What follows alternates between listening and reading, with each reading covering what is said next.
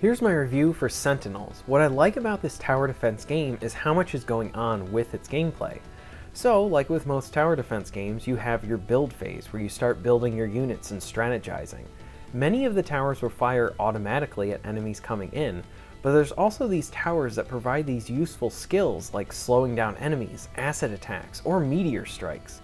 The acid attack is neat because you have to try and time your aiming to the movement of the enemies to ensure that your acid hits the enemies and does maximum damage.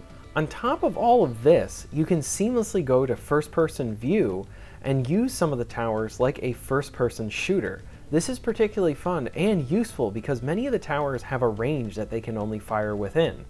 But when you go into first-person view, you can fire outside of that range, thus making certain towers more useful when you're in the first-person view. This is also a great way to get a few of those enemies that made it past your towers, and then you get to go and manually take them out.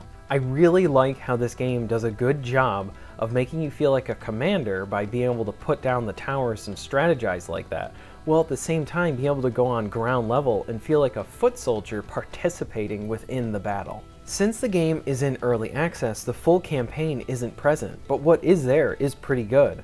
I didn't really expect a tower defense game to have any sort of story, but it also has characters. The main heroes have decent chemistry with each other, and this can result in some humorous moments.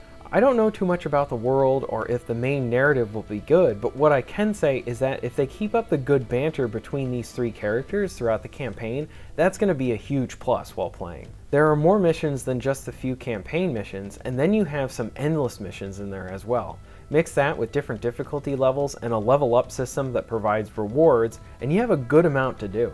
The visuals are pretty good, and I really like some of the ship designs. Something that I really liked was how enemies would react to some of the weapons you would hit them with. So if you hit a ship, it would cause the ship to dip, and what I liked is that the ship would react to the shot, so it made it feel like there was some weight behind the weapons that you were firing at the enemies. This really added into the satisfaction of destroying them. I would love to see some type of co-op mode where one person has the role of building the towers and the other can only fire from the towers.